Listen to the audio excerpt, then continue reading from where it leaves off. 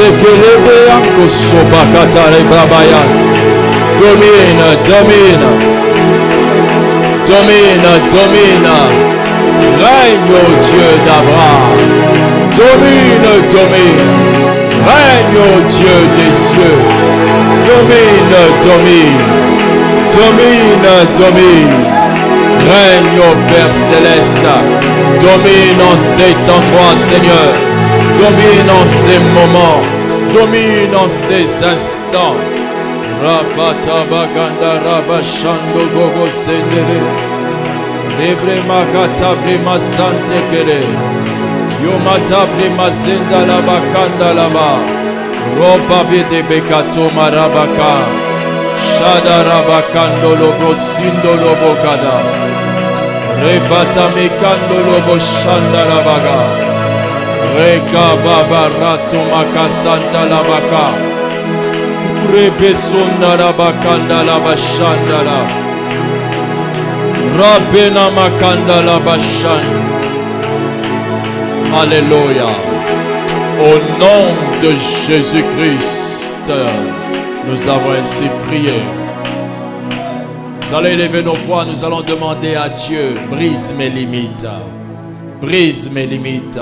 Étends-moi à droite, étends-moi à gauche. Brise mes limites.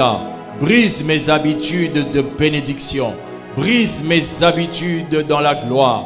Brise tout ce qui est bon dans ma vie, mais qui m'a limité à ce niveau-là. Je prie que tu brises les barrières, que j'aille plus loin que ça. Élève la voix, prie ton Dieu. Prie ton Dieu. Je prie que tu déplaces mes limites. Déplace mes limites. Dans le nom de Jésus-Christ. Je prie que mes limites soient déplacées. Que tout ce que tu n'as pas prévu pour moi soit déplacé. Que ce que tu n'as pas résolu pour moi soit déplacé. Que ce que tu n'as pas envisagé pour moi soit déplacé. Que ce que tu n'as pas établi pour moi soit déplacé. Ô roi de gloire, Dieu des cieux, Dieu puissant, Dieu redoutable, Roba Santama, déplace mes limites, déplace les limites, déplace les limites, déplace les limites, déplace les limites. Élève la voix et demande cela à Dieu. Demande cela à Dieu. Déplace mes limites, Seigneur. Déplace mes limites, ô Dieu. Déplace mes limites, ô Seigneur. Les limites de mon bonheur, étends-les plus loin. Les limites de mon succès, étends-les plus loin. Les limites de ma grâce, étends-les plus loin. Déplace mes limites. Père céleste, je demande que mes limites, mes frontières s'étendent plus loin. Déplace mes limites, s'étendent plus loin. Déplace mes limites. Prie ton Dieu. Pendant que tu pries, tes limites sont en train de se déplacer. L'Éternel est en train de placer les nouvelles bornes. Les nouvelles bornes. Déplace les limites. Déplace les limites. Déplace les limites.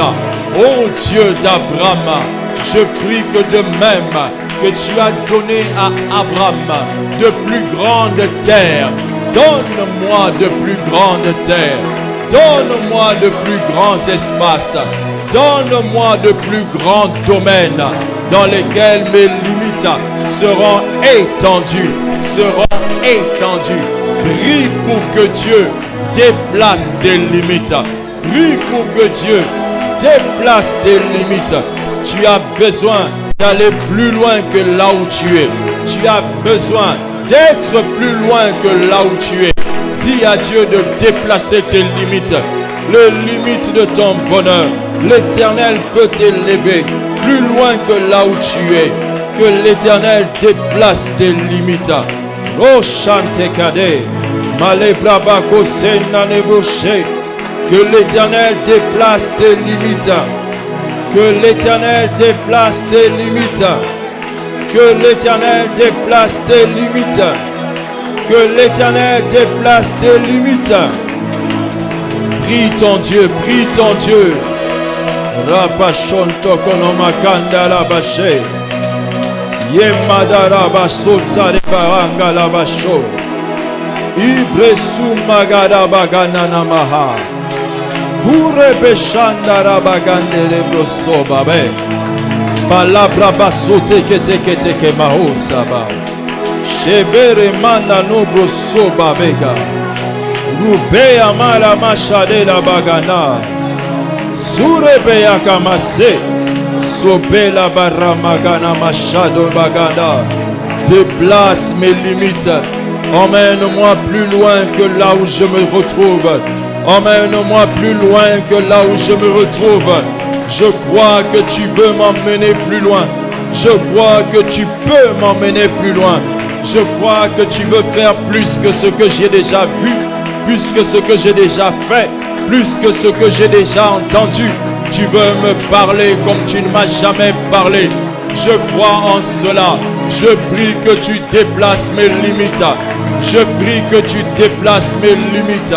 Dans le nom du Seigneur Jésus, là où se tiennent mes ennemis, afin de m'établir de nouvelles frontières, je détruis les forteresses, je détruis les puissances, je détruis les occultes, je détruis les occultes. Déplace mes limites, déplace mes limites. Rabasonte kele baranga la bashena nabaga. Repassande le brochen.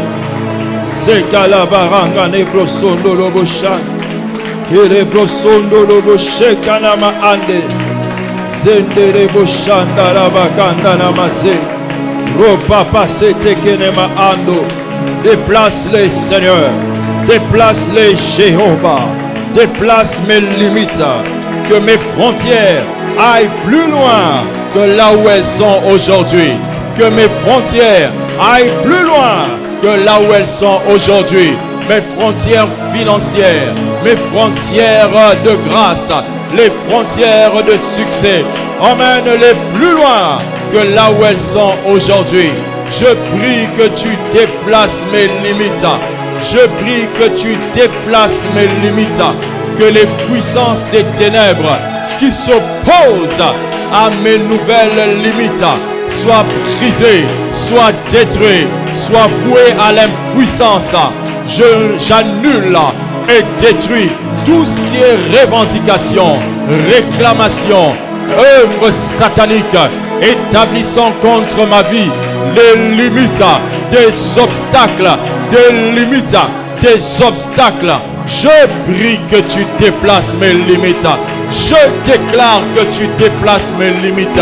Je proclame que tu déplaces mes limites. Les limites de progrès, déplace-les. Que là où se trouve mon ennemi pour bloquer mes limites, je le détruis. Je le chasse loin de ma vie. J'annule leur pouvoir. J'annule leur autorité. J'annule leur force. J'annule leur règne. Par la puissance du nom de Jésus, je maudis tout ce qui a été dit contre moi. Je maudis tout ce qui a été dit contre ma maison. Je maudis tout ce qui a été dit contre ma famille. Je maudis tout ce qui a été dit contre notre assemblée. Déplace mes limites. Déplace les limites. Que les ombres des ténèbres se retirent, se retirent, se retirent, se retirent. Que les ombres des ténèbres se retirent, se retirent, se retirent. Déplace mes limites. Marapo Santa Lebra Bacanta Lebro Chande. Je m'étendrai à l'est, je m'étendrai à l'ouest.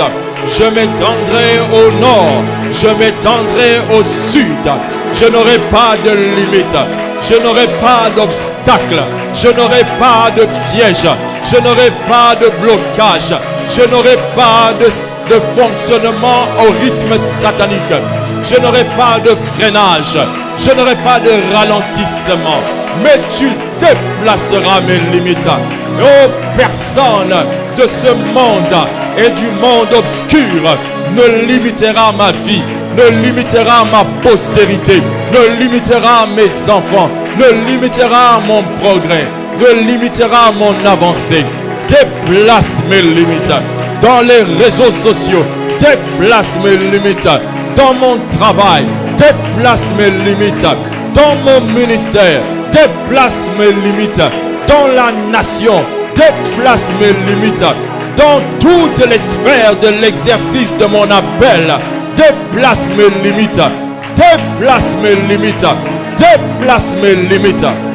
Shando Breso Magada Rebaka Tubela Brabason Tekena Asutekala Libro Shumbe Kata Barakate Elikete Makato Bekele Kraso Rimata Mason Takade Kabara Pele Brosho Kata Mayeke Ezenerebe Ko Santane Maka Opale Brabashe Namaka Sandalaba Biroso Mekandala Shente Kenemako Sebadaba Ibrebe Sandenema Ando Ikerebo Shanda Karabasa Yope Rabasata Kabaye Ibrema Sandana Magadabaye Shepe Rupe Sukatabayando Bela Bremahande Sora Bayande Surte Keleme Ande Era Brosandega Eane Namaha Bekando Brosoba Belubre Mahande Kase Shentalaba Ando Presube Kate Sikatanama Ando Roboshe Repatama Ande Kesodaba Ebrema Ose Kenanamo Remanama Jenenema Osa Mesekarebrema A Libre Santo Magade Elobrema Ando Bakende Naba Oso Kendo Broshande Nabaga Isonde leba ande raba ando so Kele braba oshe karaba ande Zire marando bashende le brosande la kade Le baye garaba shande nabagande le broshande Sule brema ando robo shenda la bagande Le besande nabagande le broshanda la bagande. Alléluia. Au nom du Seigneur Jésus, nous avons ainsi prié. Dis avec moi, Amen. Acclame le Seigneur ton Dieu. Acclame Dieu. Acclame le Seigneur.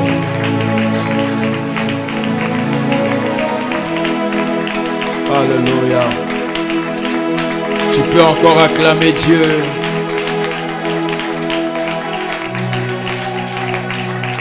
Tu peux encore acclamer Dieu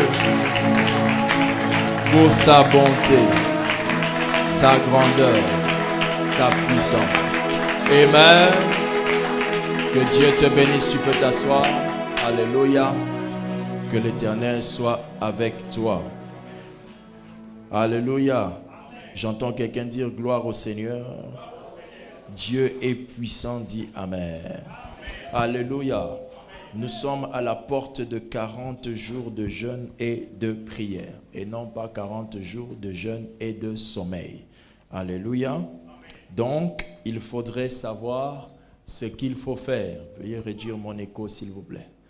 Donc, il faudrait savoir ce qu'il faut faire concernant ces moments. Il y a beaucoup de jeûnes et prières qui ne donnent rien lorsque le jeûne est accompagné de mauvaises manières de prier. Il y a des gens qui feront le même jeûne que vous, mais leur vie changeront, tandis que certains feront ces 40 jours, leur vie ne changera pas. La différence, ce n'est pas le nombre de jours. La différence, ce n'est pas le fait d'être dans la même église où tout le monde prie. La différence, ce n'est pas parce que le pasteur aussi jeûne. Non, la différence, c'est parce que tu sais comment prier pendant cette période. Alléluia. Dieu nous a donné à tous les mêmes opportunités. Les mêmes opportunités. Alléluia. Donc, comme nous allons prier tous, chacun d'entre nous va chercher la face de Dieu pour sa vie. Chacun va prier avec zèle, avec motivation. Amen. Amen. Alors, puisque vous allez prier dans vos maisons, puisque vous allez prier avec beaucoup de volonté dans vos maisons, il y a quelque chose pour laquelle, oui, il faudrait nécessairement qu'on vous révèle le danger de cette chose-là. Alléluia. Le danger de cette chose-là. Dans la vie de prière, il y a des réalités qui peuvent annuler votre vie de prière ou encore vous faire rater les résultats que vous vous attendez dans cette vie de prière-là. Amen. Il y a beaucoup de gens qui prient, mais qui ne donnent pas à la prière une concentration suffisamment grande pour qu'ils soient en contact avec Dieu.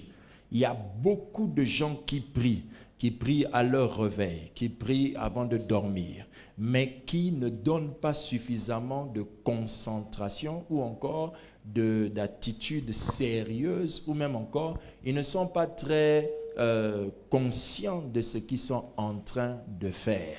Du coup, la prière ne donne aucun résultat. Si tu fais les choses que tout le monde fait, mais que toi, ça ne donne pas les résultats que tout le monde a, alors crois-moi, frères et sœurs, c'est que tu le fais mal. Si tous tes amis font ce que tu fais et que eux, ils ont les résultats que tu n'as pas, c'est que toi, tu le fais mal. La sagesse t'indique qu'il faut que tu apprennes à cesser d'écouter des enseignements à l'église et ne pas les retenir et ne pas les mettre en pratique. Dieu est seul, il est unique, il n'en a pas deux. Si Dieu fait grâce à quelqu'un et toi, tu n'as pas la grâce là, frère, crois-moi, il faut que tu cherches encore Dieu. Ce soir, mon but sera de vous enseigner. Vous enseigner sur la marche à suivre pendant le programme de jeûne et prière ou même dans votre vie de tous les jours. Alléluia. Qui est dit avec moi, Amen. Alors, pendant votre vie de tous les jours, ou bien pendant les 40 jours de jeûne et prière, il y a un message qu'il faut retenir, c'est le message de ce soir. Nous l'avons intitulé comment? Les amis, ennemis de quoi? De ton temps de prière. Les amis, mais qui sont quoi? Des ennemis de ton temps de prière. Il y a beaucoup de choses que tu trouves normales, mais qui sont ennemies de ton temps de prière. Il y a beaucoup de choses que tu aimes, mais qui sont ennemies de ton temps de prière. Il y a aussi beaucoup de choses que Dieu t'a données, ou beaucoup de choses que Dieu t'a accordées comme grâce, mais quand tu ne sais pas vivre avec ces choses deviennent quoi? Tes ennemis de prière. Croyez-moi, la Bible dit tout ce qui est bon n'est pas quoi? Utile. Ce n'est pas parce qu'une chose que vous faites est bonne que cette chose est utile pour votre vie. L'homme devient sage, l'homme devient intelligent quand il sait séparer ce qui est bon de ce qui est utile. Quand tu comprends la différence entre ces deux choses, tu arrives au point où tu te concentres à faire que ce qui est utile, tu ne te laisses pas distraire par ce qui est bon. Beaucoup de choses sont bonnes, mais lorsqu'elles sont mal utilisées, elles peuvent devenir un véritable blocage, freinage dans votre vie de prière. Dis avec moi Amen. Qui a compris cela? Les amis ennemis de ton temps de prière. Nous lisons la Bible dans le livre des Psaumes au chapitre 119, verset 63. Psaume 119, verset 63. Ici, nous allons découvrir le premier ami qui est ennemi de nos temps de prière. Quand nous parlons de ce message, il faut bien comprendre que nous ne sommes pas en train de dire que ces choses que nous allons citer sont des ennemis tout le temps. Mais quand vous ne savez pas vivre avec ça, ça peut devenir quoi? Un ennemi. Alléluia. Donc, il y a des amis qui peuvent devenir des ennemis de votre temps de prière. Voici. Le psaume 119, verset 63 nous dit ceci. Le psaume 119, 63 dit « Je suis quoi? l'ami de tous ceux qui te craignent et de ceux qui gardent tes ordonnances. La Bible dit, je répète, je suis l'ami de tous ceux qui te craignent et de ceux qui gardent tes ordonnances. La Bible vient de montrer un texte qui enseigne à chaque chrétien que l'amitié n'est pas la conséquence du fait de vivre dans le même quartier avec quelqu'un. L'amitié n'est pas la conséquence du fait d'étudier dans la même école avec quelqu'un. L'amitié n'est pas la conséquence du fait de faire le même travail avec quelqu'un. Un collègue n'est pas un ami, un collègue de classe n'est pas un ami, un pasteur collègue n'est pas un ami. L'amitié est sélective. Ça veut dire on choisit les amis. Mais on les choisit d'après quoi? On les choisit d'après leur manière de craindre Dieu. La Bible dit que je suis l'ami, pas de mon voisin, pas de ma voisine, mais de tous ceux qui te craignent. Alléluia. Qui a compris cela? Maintenant, dans la prière, l'ami que tu as peut devenir un ennemi de ta prière. L'ami que tu as, je parle d'un homme ou d'une femme qui est ton ami de longue date ou de courte date, je ne sais pas. Cet ami peut devenir ton ennemi de la prière. Amen. Il n'existe aucun de tes amis. Je vais te dire ça pour que tu retiennes ça, d'accord? Il n'existe aucun de tes amis plus important que ton programme de prière. Un ami devient un ennemi de ton programme de prière quand tu trouves que lorsqu'il est là, tu ne peux pas le laisser pour aller prier. Quand cet ami-là, parce que c'est ton ami, tu te dis comment j'allais le laisser seul pour aller prier, tu n'as absolument rien compris. Il n'est pas bon d'avoir un ami qui est plus important que ton programme de prière. Ai-je parlé à quelqu'un? Retiens aussi ceci. Celui qui devient ton ami doit connaître ton programme de prière. Celui qui devient ton ami doit connaître ton programme de prière. Un bon ami que tu as, si tu sais qu'il craint Dieu, c'est un frère bien qui craint Dieu, une sœur gentille, sérieuse, craignant Dieu, vivant dans la foi, dans la sincérité, la justice et la crainte de Dieu. Si c'est ton ami, dis-lui ton programme de prière. Je le dis, pourquoi? Pour qu'il ne t'appelle pas en cette heure-là, pour qu'il ne te visite pas à cette heure-là. Celui qui respecte ton espace d'intimité avec Dieu est un ami, mais celui qui viole l'espace d'intimité avec Dieu devient un ennemi. Qui a compris cela? Donc, troisième chose que je veux que tu gardes, ce sont des grandes phrases que je te demande de garder pour que ta vie de prière ne voie pas des amis qui deviennent ennemis contre ton programme de prière. Sois ami à celui qui honore son programme de prière plus que ta présence. Sois ami à celui qui honore son propre programme de prière plus que toi. Si tu as une amie qui est capable de te dire qu'on se voit seulement demain parce que je dois aller prier, ça c'est une amie à garder. Quand quelqu'un te met en seconde position par rapport à son temps de prière, c'est que tu es en première position par rapport à ceux qui craignent Dieu dans son cœur. Mais si tu laisses un ami, tu vois un ami qui te dit, comme j'allais prier, mais comme tu es là, je vais faire ça même plus tard. Par amitié, dis-lui, va prier maintenant. Ai-je parlé à quelqu'un? Si tu vois ton ami te dire, comme tu es là, je pense que je vais seulement prier plus tard. Toi, par amitié, dis-lui, va prier maintenant. Car je ne peux pas être ton ami et tu m'aimes plus que ton programme de prière. Est-ce que j'ai parlé à quelqu'un? Donc, le premier ami qui devient ennemi du programme de prière, c'est un ami physique, un homme ou une femme, un camarade que tu connais qui est devenu ton ami. C'est le premier qui peut devenir un ennemi à ton programme de prière. Si tu n'as pas retenu les choses que nous venons de dire, il deviendra un ennemi. Ai-je parlé à quelqu'un? Deuxième ennemi de ton programme, deuxième ami ennemi de ton programme de prière. Deuxième ami qui peut devenir ennemi de ton programme de prière, c'est ton frère et ta sœur. Ton frère et ta sœur biologiques sont des amis de ta vie et en même temps des ennemis de ta vie lorsque tu ne sais pas comment vivre avec eux.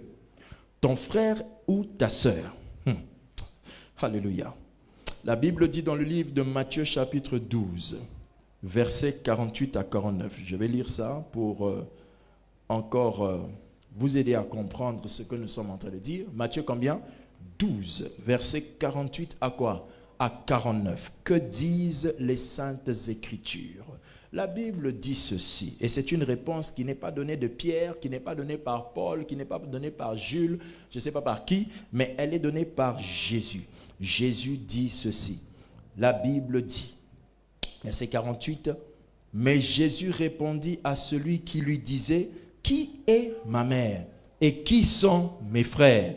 Jésus dit, puis, la Bible dit, « Puis étendant la main sur ses disciples, Jésus dit, « Voici ma mère et mes frères. » Verset 50, « Car quiconque fait la volonté de mon Père qui est dans les cieux, celui-là est mon frère et ma sœur et ma mère. » Alléluia. Ce texte prouve qu'il ne faut jamais laisser aucun de tes frères ou de tes sœurs ou une de tes sœurs t'empêcher de faire la volonté de Dieu. Jésus a dit que tu deviens mon frère et ma sœur quand tu fais la volonté de Dieu. Autrement dit, quand tu t'opposes à ce que je fasse la volonté de Dieu, tu deviens un ennemi de ma vie. Alléluia. Si mon frère ou ma sœur que j'aime bien, tendrement, gentiment, de tout mon cœur, ne veut pas que je fasse la volonté de Dieu, cette personne devient ennemie de mon programme avec Dieu. Imagine un frère ou une sœur qui te dit, mais toi aussi, tu es tout le temps à l'église, mais viens d'abord, on est d'abord en famille, viens d'abord qu'on se voie d'abord en famille. Non, non, non, non, non. Le programme de famille ne peut pas être plus grand que le programme que j'ai avec Dieu. Pour des raisons familiales, plusieurs ont raté des réunions divines avec Dieu. Pour des raisons familiales, plusieurs n'ont pas entendu des choses qui pouvaient changer leur vie. Sous prétexte que c'était la famille, je n'avais pas le choix. Quiconque n'a pas le choix quand il faut choisir entre Dieu ou la famille, cette personne-là a mis Dieu en seconde position. Mais si tu te retrouves un jour devant Dieu ou une chose, tu n'as pas besoin de réfléchir. C'est Dieu ton choix et ça s'arrête là. Aucun de tes frères, s'il est sorcier, aucune de tes sœurs, si elle est sorcière, n'acceptera que tu l'empêches voir son ganga. Pourquoi toi, ta sœur ou ton frère veut t'empêcher d'aller voir ton Dieu? Aucun bon frère, aucune bonne sœur n'est suffisamment bonne pour m'empêcher de faire la volonté de Dieu. Vous m'avez entendu, frères et sœurs? Est-ce que je suis en train de vous dire, de commencer à dire à vos frères, toi tu es un païen, laisse-moi aller prier? Ce n'est pas ce que j'ai dit. Mais faites comprendre à vos membres de famille qu'il y a un moment de ma journée où ni vous, ni moi avions le dessus, avions le contrôle. C'est le moment de mon Dieu, le moment de ma prière. Pendant les 40 jours de prière, ou ton programme de 3 jours, ou ton programme de 2 semaines, crois-moi, Satan est suffisamment malin pour ne pas venir avec des cornes et te dire « ne prie pas ». Il viendra avec toutes les choses les plus douces qui te permettent de croire que ce n'est pas lui qui est derrière. La Bible nous enseigne de manière claire qu'il se comporte souvent comme un ange de lumière, mais il n'est pas. Il se fait comme, mais il n'est pas. C'est un lion dangereux, un lion méchant qui, à la moindre occasion, va vous dévorer. Satan n'a aucune pitié de l'âge que tu as. Vous allez entendre ça pendant les 40 jours. Il n'y a aucun âge que tu as qui diminue l'action de Satan contre ta vie. Même si tu as 12 ans, même si tu as 13 ans, quand tu connais Dieu, tu es devenu l'ennemi de Satan. Quel que soit le nombre de mois, des semaines, des secondes faits dans l'église, tu es devenu un ennemi de Satan. Et s'il peut trouver le temps de te faire du mal, il le fera. Alors pourquoi? Comment vous pensez qu'il va le faire? En venant en tant que Satan? Jamais. Il viendra derrière les gens qui sont proches de vous. Le pasteur a dit que votre frère et votre sœur est un démon? Non. Jésus a dit en regardant Pierre, arrière de moi qui? Parce que Jésus voulait dire que derrière un homme proche de moi, une personne que j'aime, les bonnes motivations de cette personne peuvent devenir des ennemis de mon destin. Pierre ne voulait pas que Jésus dise une chose pareille, tu ne vas pas quand même mourir. C'était un cœur plein d'amour pour Jésus, mais qui était plein de malice et de danger contre Jésus. Parce que la volonté de Dieu pour Jésus, c'était quoi? Qu'il meure à la croix. Et voilà quelqu'un qui lui dit, non, tu ne vas pas mourir quand même. Alléluia. Ton frère ou ta soeur peut te dire, j'ai pitié de toi, tu es mon frère, tu es ma soeur. Si tu te mets à genoux tout le temps comme ça, tu abîmeras tes genoux. Tu es quand même une femme. Oui, il est préférable d'abîmer tes genoux à 25 ans que de les abîmer à 100 ans ou à 90 ans, à 80 ans en train de chercher toujours le mariage. Alléluia. Il y a plus tard dans ta prospérité, il y aura des pommades qui effaceront les taches noires en question. Pour l'instant, il est temps de les griller pour aller chercher les grandes choses qui t'attendent. Amen. Que Dieu bénisse sa parole. Dis Amen. Amen. Voici le troisième ami qui devient ennemi de ton programme de prière. Troisième ami qui devient quoi? Ennemi de ton programme de prière. Actes chapitre 10, verset 19. Le troisième ami qui devient ennemi de ton programme de prière, ce sont tes invités. Dis avec moi, mes invités. Encore une fois. Acte 10, verset 19 à 20 dit ceci. Et comme Pierre, était à réfléchir sur la vision, l'Esprit lui dit, voici 3 hommes te demandent. Lève-toi, descends et pars avec eux sans hésiter, car c'est moi qui les ai envoyés. Jésus dit, la Bible, je reprends. Et comme Pierre était à réfléchir sur la vision, l'Esprit lui dit, le Saint-Esprit lui dit, voici 3 hommes te demandent, lève-toi, descends et pars avec eux sans hésiter, car quoi? C'est moi qui les ai envoyés. Ce texte de la Bible dit ceci, que Pierre venait de recevoir des invités. Dis avec moi des invités. Les invités de Pierre étaient-ils animés de mauvaise foi? Non. Ils venaient chercher Pierre. Dans quel but? Dans le but de l'emmener chez eux pour qu'il prêche l'évangile et sauve leur famille. Est-ce que c'était mauvais de faire ça? Non. Mais quand ils sont venus avec les bonnes intentions, est-ce que Pierre a cessé de prier à cause de leurs bonnes intentions? Non. Pierre a cessé de penser à ce qu'il faisait. Pierre est sorti de la présence du Saint-Esprit parce que le Saint-Esprit lui a dit que c'est moi qui ai envoyé ces gens-là, descends. S'il ne lui avait pas dit ça, ces gens seraient restés là jusqu'à ce que Pierre allait finir son programme de prière. Quelqu'un me suit? Si ton invité te met un WhatsApp pendant que tu pries, te dit je suis déjà là et que toi tu n'es pas encore arrivé là où Jésus t'attend dans la prière, ne sors pas! Alléluia. Et il n'y a rien que ton invité qui est venu avec qui soit plus important que ce que Dieu va te donner pendant que tu pries. Il y en a de ceux qui ont fait des gens, des hommes, des sources de leur vie. Au point que quand le frère un tel ne m'a pas donné l'argent, il est abattu, il est triste. La Bible dit, emmenez vers moi vos fardeaux. Je ne connais aucun de mes amis qui m'a déjà dit, emmène-moi tes fardeaux, je vais te dégager. Alléluia. Tous ceux qui t'aident en fonction de ce qu'ils peuvent faire au-dessus de ce qu'ils ont pour eux. Mais lorsqu'ils ont plus au-dessus de ce dont ils ont besoin pour eux, il ne t'aidera plus. Amen. Alors je ne vois pas l'ami capable de se tenir dans ma véranda et me donner l'envie de sortir de la présence de Dieu. Je n'en vois pas. Il faut que tu sois venu au temps de Dieu pour que le Saint-Esprit me dise, Lévi, tu as laissé papa Israël dehors. Sors, il t'attend depuis longtemps. D'accord, tu sors. Parce que l'intérêt de ma vie, c'est chercher Dieu. Quand je trouverai Dieu, ce que je trouve derrière, je ne trouverai pas ça derrière toi.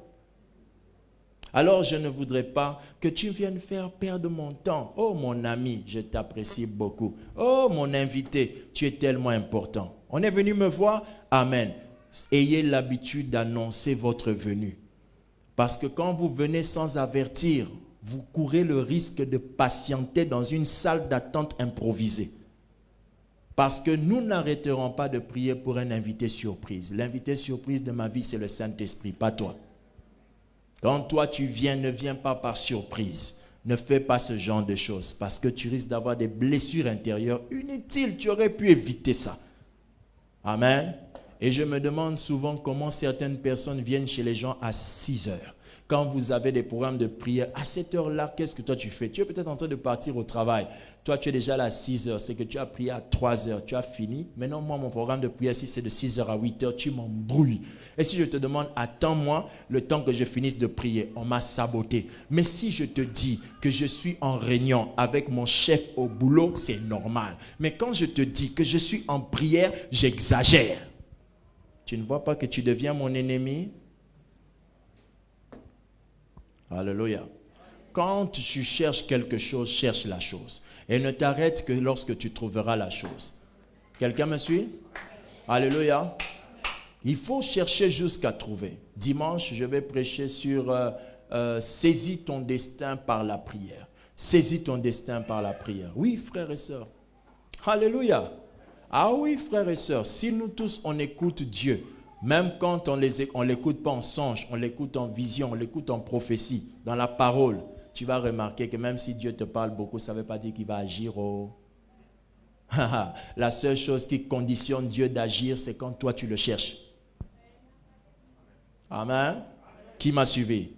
Oui, frère, ne vous trompez pas, ne vous laissez pas embrouiller, ne vous laissez pas distraire. Ton invité doit apprendre à t'annoncer qu'il vient. Tu entends dans ton portail, surprise, mais toi tu es en prière dans la chambre. Surprise, tu viens aussi à la fenêtre, tu regardes, boye, nazoya, nasil sanan ko bondela. Qu'est-ce qui s'est passé pour que tu sortes pour leur dire que nazoya, nasil sako bondela? Aussi ici.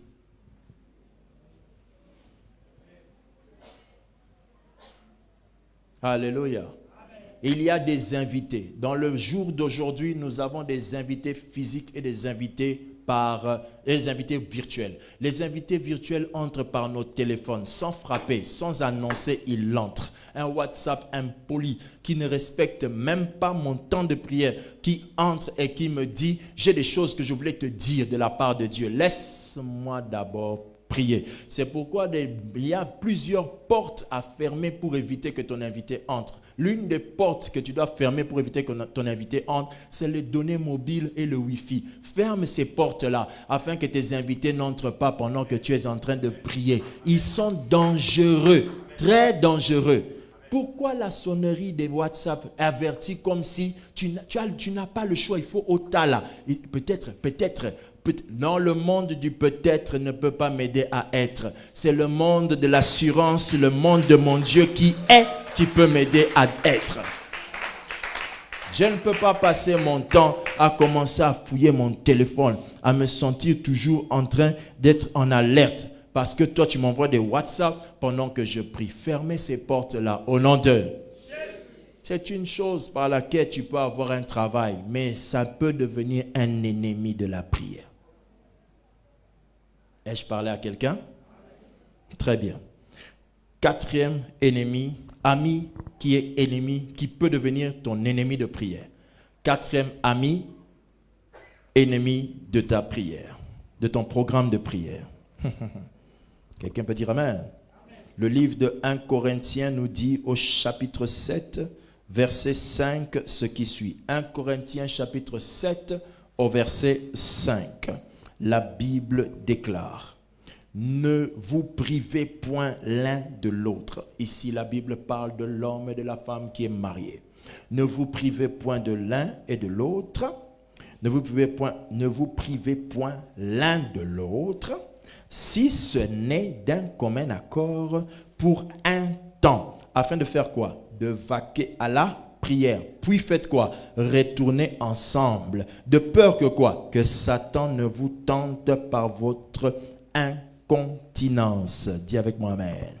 Je voudrais faire remarquer ici que beaucoup de maris ont tué la vie de prière de leur femme parce qu'ils ne veulent pas accepter le programme de la femme, mais ils veulent que la femme respecte son programme à lui. La Bible dit que même ton programme mari doit être d'un commun accord avec celui de la femme. La femme, son programme doit aussi être d'un commun accord avec le tien. C'est pourquoi un couple sage s'assoit et dit, moi je prie à 2 heures. L'autre aussi dit, moi aussi je prie à telle heure. Vos programmes individuels en dehors du programme collectif. Donc, si vous ne parlez pas, vous allez arriver au point où le mari, quand il se réveille le matin, la femme qui n'est pas sage fait son programme de 6h à 9h. Mais réfléchis un moment. Qui va l'aider à prendre son petit déjeuner? Sois un peu plus sage. Prends le temps de réfléchir. J'enseignerai sur ce pupitre l'enseignement qui dit comment programmer sa prière, programmer son temps de prière pour obtenir des grandes solutions dans une année. Oui, on ne se réveille pas dans une année sans réfléchir à comment je vais prier cette année. Il faut réfléchir à ça. Il faut se poser cette question. Cette année, je vais prier comment? Je vais faire comment? Parce que cette année n'est pas l'année d'hier. Parce que même si ton petit frère a aimé le sein maternel, c'est sa maman va le lui enlever. Même si Dieu t'a donné des choses, à un moment, il va les retirer de ta bouche pour t'emmener à une autre dimension. Si le lait est bon, sache qu'il y a une partie de plaisir dans le foufou que tu ne découvriras jamais si tu continues avec le lait. Il faut qu'on te l'enlève de la bouche un temps afin que tu saches les saveurs de matembele, les saveurs de biteku-teku, les saveurs de je ne sais pas quoi. Il le faut. Amen. Je vais arriver à un autre point. Vous allez voir que la Bible est très sérieuse. Dis avec moi, très sérieuse. Alors, ton partenaire peut devenir ton ennemi de prière. Oui, ton partenaire peut devenir ton ennemi de la prière. Comment? Quand vous ne vous dites pas à quelle heure chacun veut avoir son temps avec Dieu. N'imposez pas des moments de prière qui sonnent qui viennent de n'importe comment. Non, c'est très dangereux dans le mariage. Je dis quoi? C'est très dangereux. Où ça? Dans le mariage. C'est pourquoi, mes sœurs, quand vous savez que vous cherchez le mariage, arrêtez le programme de prière de 6h à 8h. Parce que vous cherchez le mariage, vous priez de 6h à 8h. Vous allez préparer vos enfants pour aller à l'école comment? Ah. Tu savez quand tu me regardes? C'est comme si tu ne savais pas que tu auras des enfants. Les programmes de prière s'amendent, ça se modifie avec le progrès de ta vie. Tu ne peux pas garder le même programme de prière quand tu montes dans la vie. Parce qu'il y aura des choses, des dimensions qui vont te dire qu'à cette heure-là, tu ne peux plus prier. Choisis une autre heure. Oh. Alléluia. Amen. À quelle heure... à quel temps de la journée les lions font la chasse? Vous savez à quel temps de la journée? Ils le font la journée? Oui, d'accord. La nuit et puis ils dorment. Est-ce que vous savez qu'il y a des animaux qui ne font la chasse que la nuit? Donc, selon leurs conditions, ils ne peuvent que chasser quand? La nuit. Plus tu montes, plus tu changeras ton programme de prière. C'est pourquoi certains ici disent, je ne prie plus comme avant. Oui, parce que tu n'es plus ce que tu étais avant. Alors, quand tu ne comprends pas ces paramètres-là, tu as commencé les études. Pendant les vacances, tu as reçu Jésus. Tu priais de minuit à 4 heures quand tu as reçu Jésus pendant les grandes vacances. Quand l'année scolaire va commencer, continue comme ça, tu vas voir. En classe, tu dormiras. Quand tu vas échouer, tu vas dire que les gens de ma famille attaquent mes études. Non, ce ne sont pas les gens de ta famille, c'est ton ignorance caricaturisée qui attaque ta vie. Ton ignorance élevée qui attaque ta vie. Tu dois comprendre que les bonnes choses peuvent devenir des ennemis.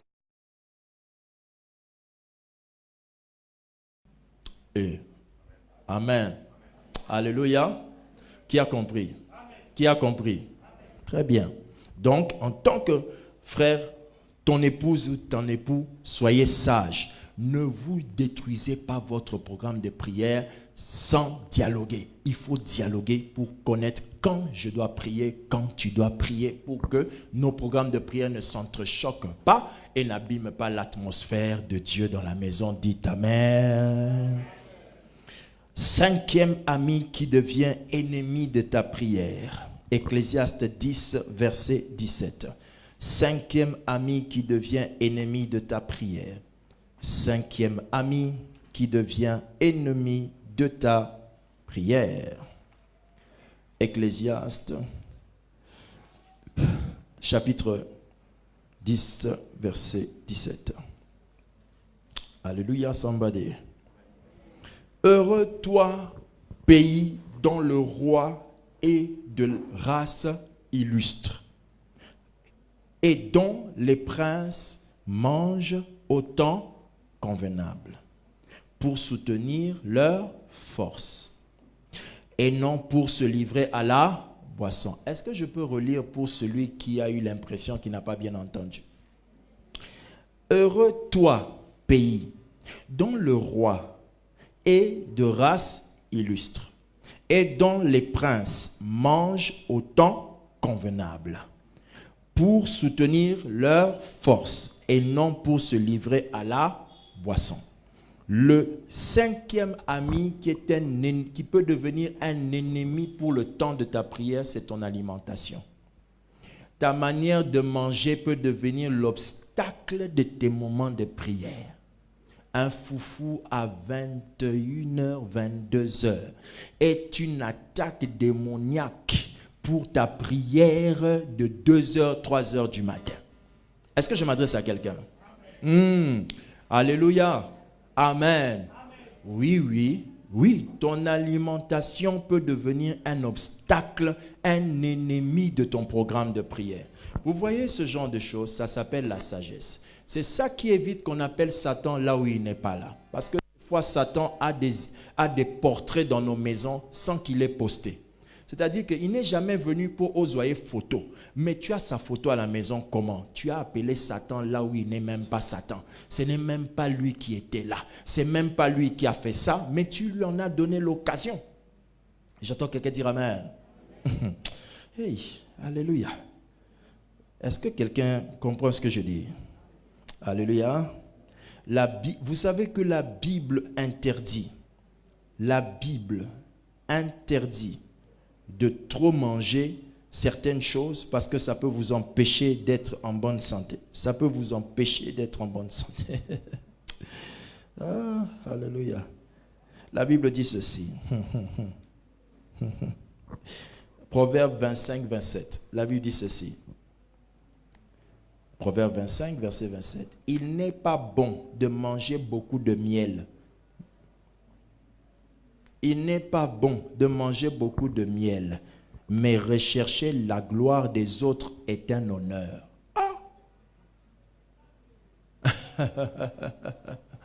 Il n'est pas bon de manger beaucoup de miel, mais le miel est bon, oui, mais il est mauvais quand tu le manges beaucoup. Ça, c'est déjà le miel avec des avantages dans votre corps. Maintenant, imagine, est-ce qu'il est bon de manger beaucoup de foufou à 22 heures?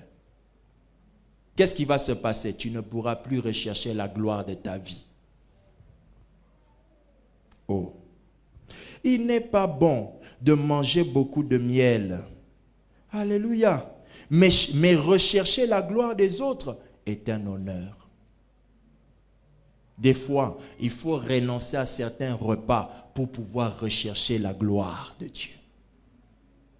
Je m'adresse à quelqu'un?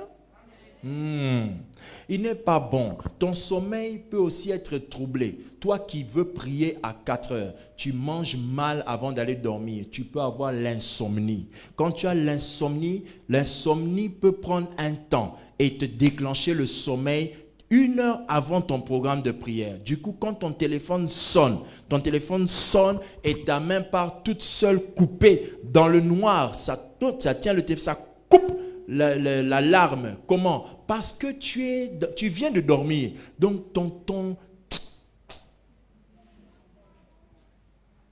Alléluia. Hey, amen. Qui dit amen? Donc, faites attention à votre alimentation. Ça peut vous créer des problèmes, vous empêcher de prier. Ah oui, ça peut vous empêcher de bien prier. Alors, quand on veut prier, on doit faire attention à ce qu'on mange. Parce que le manger, là, au mauvais moment, peut devenir l'ennemi de ton programme de prière. Si toi, tu as un programme de 12 heures, ok? De 12 heures, vraiment, mon frère, à 12 heures. Ok, c'est peut-être par rapport à tes réalités. Mais si tu as un programme de 12 heures, tu habites dans une maison familiale à 12 heures et c'est l'heure de manger, tu dis, moi je prie, est-ce que c'est normal? Ce n'est pas normal. Faites attention. Alléluia. Nous ne vous disons pas d'être impoli et arrogant. Non, mettez vos programmes de prière dans des conditions qui arrangent votre vie d'abord et qui ne deviennent pas une pierre d'achoppement pour les autres. Alléluia. Donc, le roi, heureux soit-il, lorsque dans un pays, il y a un roi qui est d'une race illustre, qui est d'une race illustre. Pour nous, on dit, heureux es-tu lorsque tu es un chrétien, quand tu connais, tu es de la race de Dieu. Et la Bible continue. Heureux dont la nation, dont les princes mangent au temps convenable, mangent quand il faut, ne mangent pas parce qu'il faut manger. Mange quand il faut. Ne mange pas pour n'importe quoi, à l'occasion de n'importe quoi. Tu arrives dans la maison de quelqu'un, on a fait le foufou. Tu as honte de lui dire que tu as déjà mangé, tu manges. Après, tu arrives chez toi, ta femme te prépare. Tu n'as pas le choix, tu dois encore manger. Et tu vas prier comment? Alléluia. La bouillie n'est pas un bon ami à la veille d'un moment de prière. Connaissez votre organisme.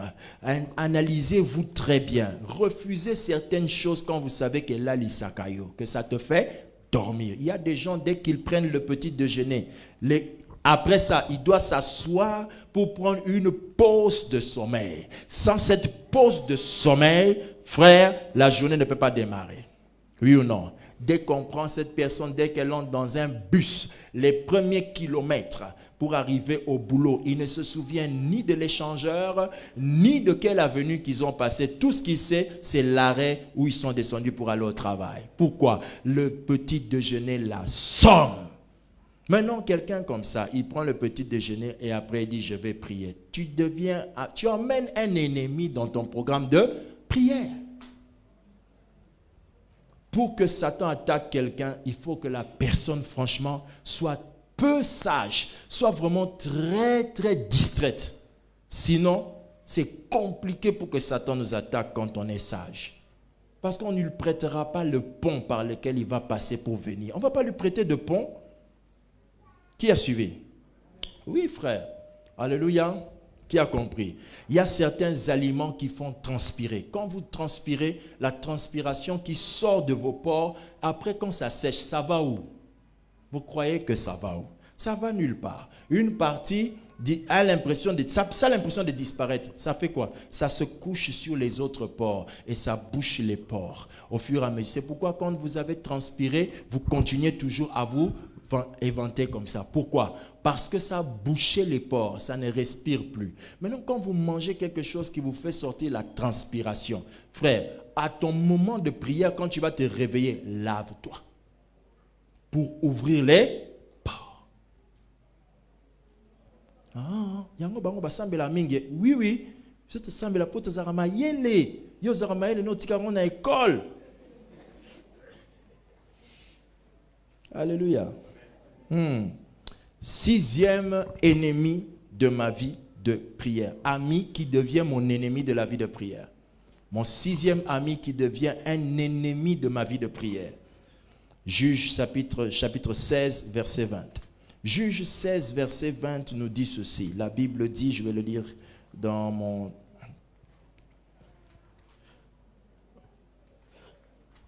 La Bible dit ceci. Juge chapitre 16 au verset 20. Excusez-moi. Juge 16, 20, la Bible dit ceci. La Bible dit, et il dit alors, les Philistins sont sur toi. Et elle dit alors, les Philistins sont sur toi. Samson, les Philistins sont sur toi, Samson. Et il se réveilla de son sommeil. Qui s'est réveillé? Samson. Et il dit quoi? Je m'en tirerai comme les autres fois et je me dégagerai. Il ne savait pas que l'Éternel s'était quoi? Retiré de lui. Le 6e ami qui est un ennemi de ton programme de prière, ce sont tes anciennes victoires.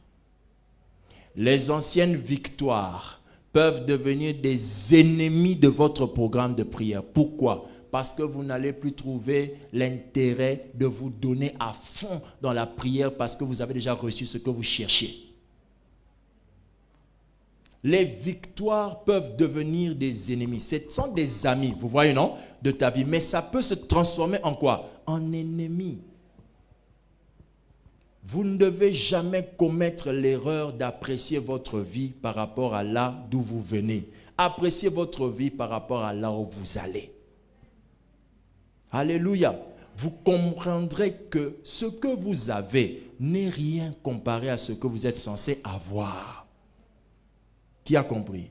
Donc tes victoires peuvent devenir un ennemi de ta vie de prière. Parce que hier, quand tu cherchais le mariage, c'était minuit, tu es en prière. 2 heures. 6 heures. 8 heures. Maman, tu as une vie de prière. Moi, je prie beaucoup. Moi, j'ai une vie de prière. En réalité, tu n'as pas une vie de prière. Non, tu n'as pas une vie de prière.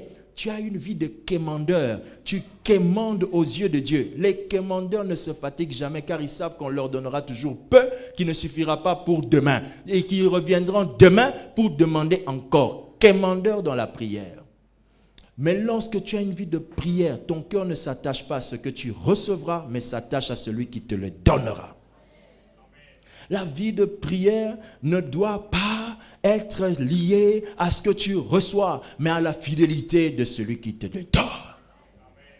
Alors lorsque tu ne veux pas, que tes victoires deviennent des ennemis dans ta vie, frère, sœur, j'ai un bon conseil.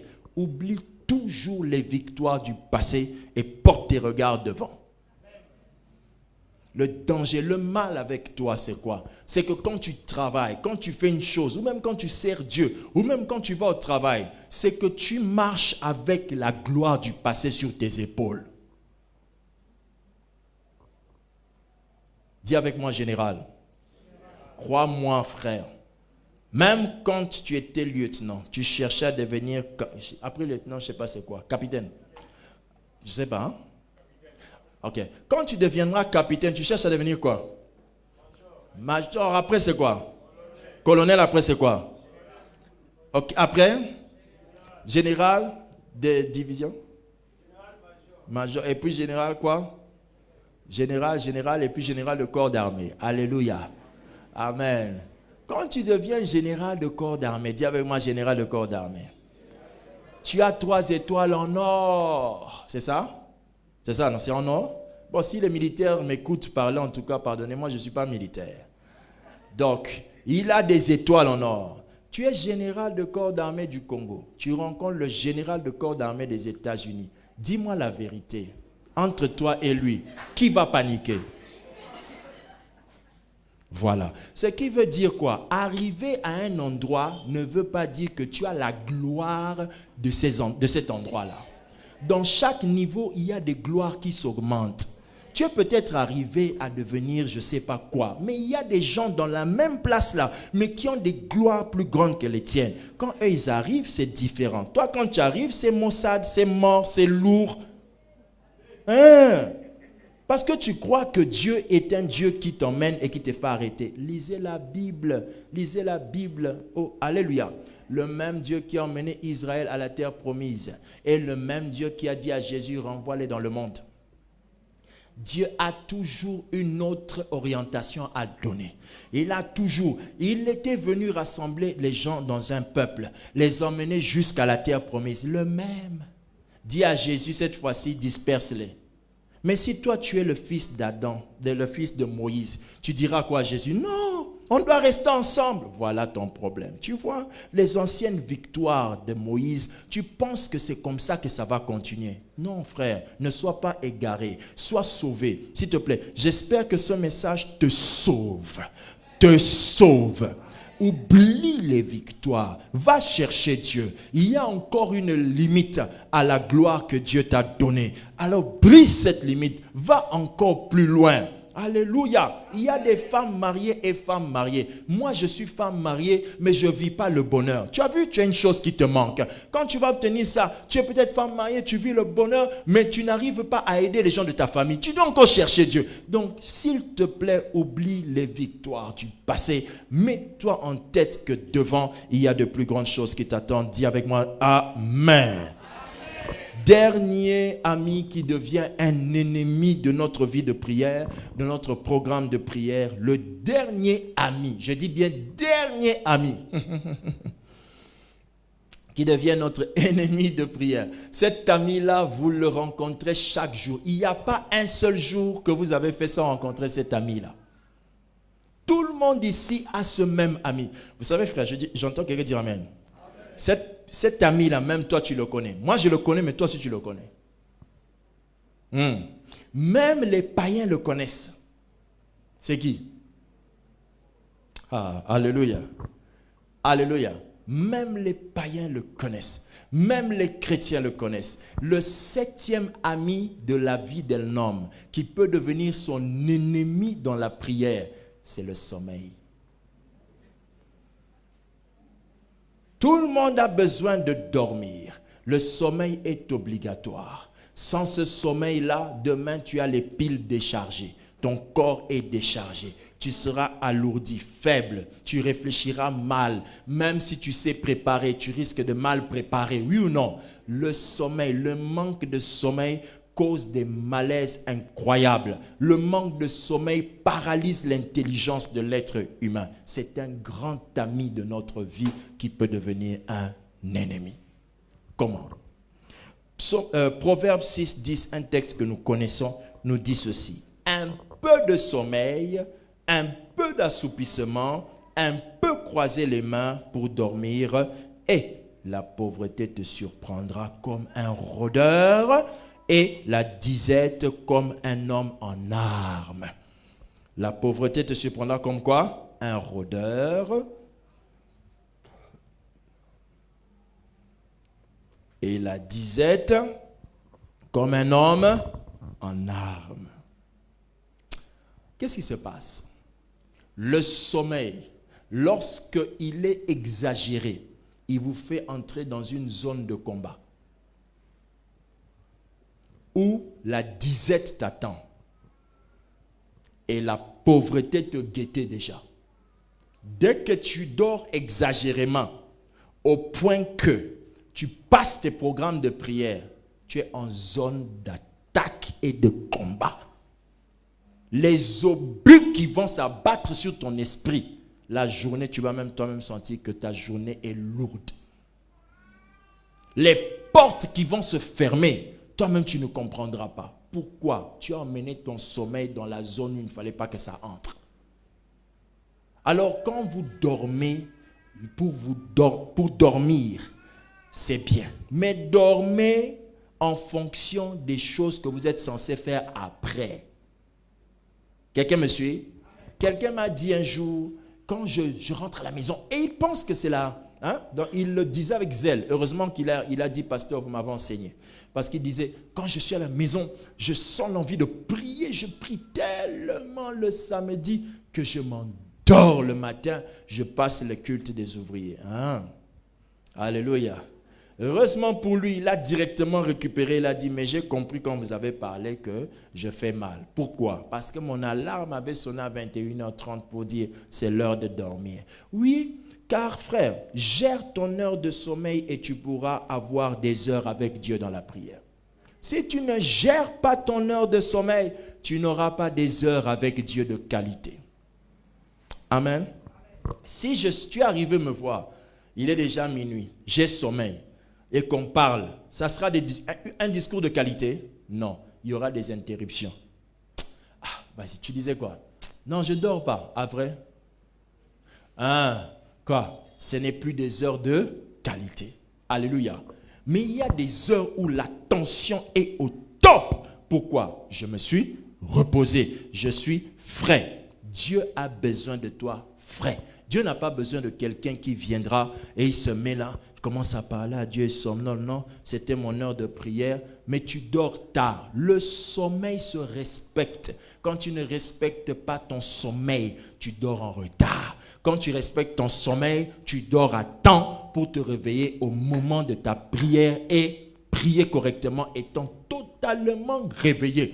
Le sommeil, il faut le connaître. Certains sommeils sont liés à ta position. D'autres sommeils sont liés à ton heure. D'autres sommeils sont liés au climat. Il y a des gens, quand il est dans la chambre, seulement pour la lourdeur de la chambre, ça le fait dormir.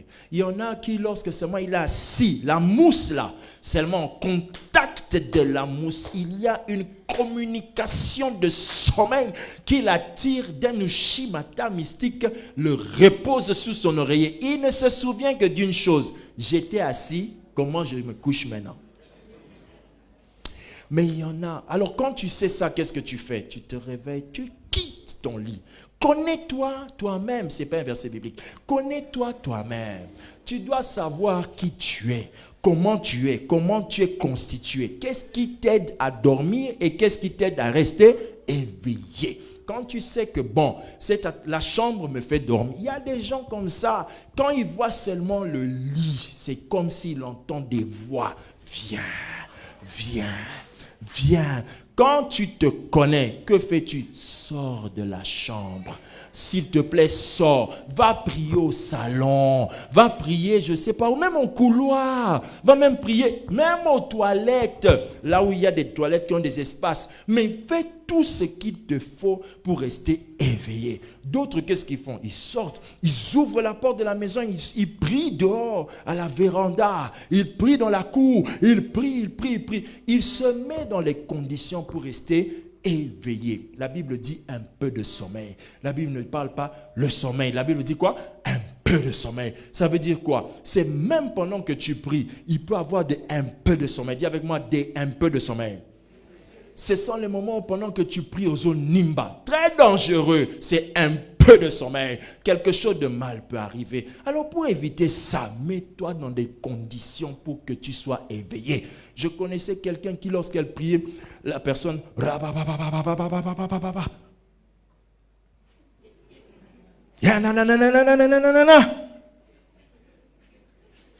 Alléluia. Comme ça, je vous dis comme ça, là, ça a commencé, il faisait ça de minuit à 3 heures. Et après, il dit, moi je prie de minuit à 3 heures. Hein? Et un jour, qu'est-ce que j'ai fait? On était encore jeunes. J'ai pris, je ne sais pas si c'était, en ce temps-là, si c'était quel genre de téléphone. Alléluia. Les caméras, bon, ça ne donnait pas vraiment bien. J'ai filmé. Non. Le matin, je lui ai dit, regarde, c'est ça tes 3 heures de prière. Alléluia. Amen. Je vais vous expliquer ce que ça veut dire. Tu parles avec la femme que tu veux épouser. Tu es en train de savoir que ça, c'est la femme que je vais épouser. Sœur, je vous trouve. J'ai toujours pensé que vous et nous formerons vraiment. Si ce n'est pas une gifle que tu reçois, elle va seulement partir. Maintenant, Dieu, quand vous le traitez de cette manière, vous pensez que votre conversation finira comment? Par un non-exaucement. Donc, il n'exaucera pas. Que Dieu te bénisse.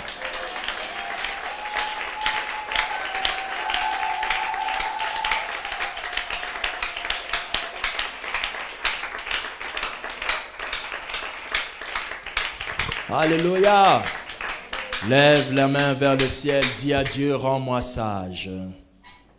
Apprends-moi à discerner les temps, les moments, les occasions favorables pour ma prière. Prie ton Dieu. Lève une main vers le ciel, parle à Dieu.